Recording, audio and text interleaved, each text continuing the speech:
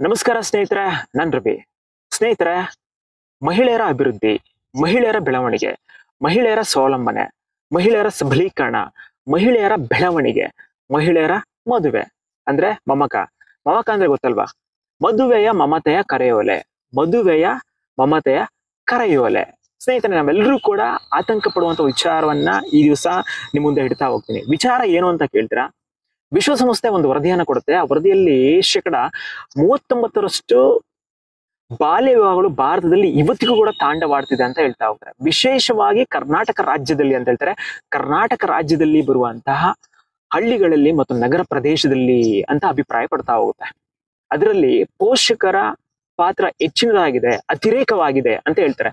ಜೊತೆಗೆ stressful marriages ಅಂತ ಹೇಳ್ತಾ ಹೋಗ್ತಾರೆ, ಇಷ್ಟವಿಲ್ಲದ ಮದುವೆಗಳು ಅಂತ ಹೇಳ್ತಾ ಹೋಗ್ತಾರೆ, ಪ್ರೆಷರ್ ಮ್ಯಾರೇಜಸ್ ಅಂತ ಹೇಳ್ತಾ ಹೋಗ್ತಾರೆ. ಎಲ್ಲೋ ಒಂದು ಕಡೆ ನಮ್ಮ ಪೋಷಕರು ತಮ್ಮ ಜವಾಬ್ದಾರಿಯನ್ನ ಕಡಿಮೆ ಮಾಡ್ಕೊಳ್ಳುವ ಒಂದು ಪ್ರಯತ್ನದಲ್ಲಿದ್ದಾರೆ ಅನ್ನೋ ಒಂದು ಅರ್ಥ ಕೂಡ ಬರ್ತಾ ಹೋಗುತ್ತೆ.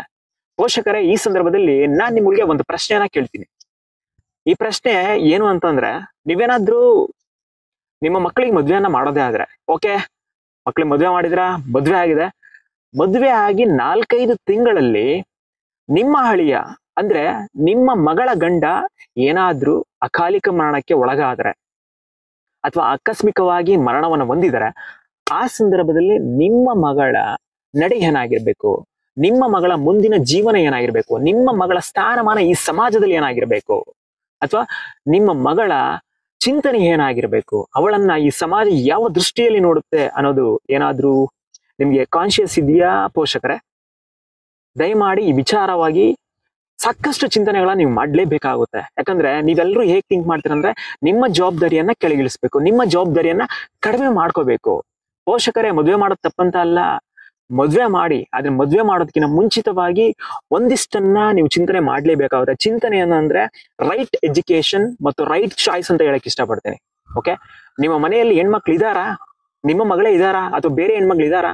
ಅವಳಿಗೆ ಫಸ್ಟ್ ಒಂದು ಗ್ರಾಜುಯೇಷನ್ ಅಂತ ಹೇಳ್ಬೋದು, ಅಥವಾ ಪೋಸ್ಟ್ ಗ್ರಾಜುಯೇಷನ್ ಅಂತ ಹೇಳ್ಬೋದು, ಆ ಶಿಕ್ಷಣವನ್ನ ಪೂರೈಸಿ, ಜೊತೆಗೆ ಖಾಸಗಿ ಅಥವಾ ಸರ್ಕಾರಿ ವಲಯದಲ್ಲಿ ಕೆಲಸವನ್ನ ಗಿಟ್ಟಿಸುವಂತ ಒಂದು ಪೂರಕ ವಾತಾವರಣ ನಿಮ್ಮಿಂದಲೇ ಆಗ್ಬೇಕು. ಆ ಜವಾಬ್ದಾರಿ ಕೂಡ ನಿಮ್ದೇ ಆಗಿರ್ಬೇಕು. ಆ ಸಂದರ್ಭದಲ್ಲಿ ಪೋಷಕರೇ, ನಾವುಗಳು ನಮ್ಮ ದೇಶದ ಹೆಣ್ಣು ಮಕ್ಕಳಿಗೆ ಒಂದು ಸುಭದ್ರತೆಯನ್ನ ಕೊಡಬಹುದು. ಇಲ್ಲಾಂದ್ರೆ ನಮ್ಮ ದೇಶದಲ್ಲಿ ಇತ್ತೀಚೆಗೆ ನಾವು ನೋಡ್ತಾನೆ ಇದೀವಿ, ಎಲ್ಲಾ ಕಡೆ ಅತ್ಯಾಚಾರ, ಎಕ್ಸ್ಪ್ಲಾಯಿಟೇಷನ್, ದೌರ್ಜನ್ಯ, ಇವೆಲ್ಲವನ್ನು ಕೂಡ ಮತ್ತೆ ಮತ್ತೆ ನೋಡ್ಲೇಬೇಕಾಗುತ್ತೆ. ಪೋಷಕರೇ, ಅರ್ಥಕೊಳ್ಳಿ. ಇನ್ನು ಆಯ್ಕೆಗಳ ವಿಚಾರ ಅಂತ ಬಂದಾಗ, ಆಯ್ಕೆ ಯಾವತ್ತಿದ್ರೂ ಕೂಡ ಅವಳದೇ ಆಗಿರ್ಬೇಕು. ಮಕ್ಕಳನ್ನ ಪಡೆಯುವ ಆಯ್ಕೆ ನಿಮ್ಮದಾಗಿರ್ಬೋದು ಪೋಷಕರೇ, ಮಕ್ಕಳನ್ನ ಪಡೆಯುವಂತ ಆಯ್ಕೆ ನಿಮ್ಮದಾಗಿರ್ಬೋದು. ಆದ್ರೆ ಹೆಣ್ಣು ಮಕ್ಕಳ ವಿಚಾರ ಅಂತ ಬಂದಾಗ, ಹೆಣ್ಣು ಮಕ್ಕಳ ಆಯ್ಕೆ ಅಂತ ಬಂದಾಗ, ಅವಳ ಆಯ್ಕೆಯೇ ಅವಳಿಗೆ ಮೊದಲಾಗಿರ್ಬೇಕು. ಎಲ್ಲವೂ ಕೂಡ ಅರ್ಥ ಆಗುತ್ತೆ ನಿಮ್ಗೆ. ನಿಮ್ಮ ಮಕ್ಕಳ ಮನಸ್ಥಿತಿ, ಹೆಣ್ಣು ಮಕ್ಕಳ ಮನಸ್ಥಿತಿ ಕೂಡ ಅರ್ಥ ಆಗೋದಿಲ್ಲ. ಎಲ್ಲಿದ್ದೀರಾ ನೀವು? ಎಲ್ಲಿ ಬದುಕ್ತಾ ಇದ್ದೀರಾ ನೀವೆಲ್ಲ?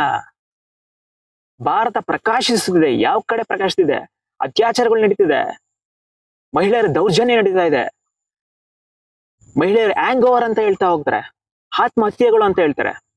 ಅದರಲ್ಲಿ ಪೋಷಕರ ಪಾತ್ರ ತುಂಬಾ ಕಡಿಮೆ ಆಗ್ಬೇಕು. ಓಕೆ, ಪೋಷಕರೇ, ಎಚ್ಚೆತ್ಕೊಳ್ಳಿ. ನಿಮ್ಮ ಮಗಳ ಭವಿಷ್ಯ ನಿಮ್ಮ ಕೈಯಲ್ಲಿ, ಅಬ್ಸಲ್ಯೂಟ್ಲಿ ನಿಮ್ಮ ಕೈಯಲ್ಲೇ ಇದೆ. ಇಷ್ಟನ್ನ ಹೇಳ್ತಾ ನನ್ನ ಮಾತನ್ನ ಮುಗಿಸ್ತಾ ಇದ್ದೀನಿ. ಮತ್ತೊಮ್ಮೆ ಮತ್ತೊಂದು ವಿಡಿಯೋದೊಂದಿಗೆ ನಿಮ್ ಜೊತೆ ಸಿಗ್ತೀನಿ. ಅಲ್ಲಿವರೆಗೂ ಬಾಯ್.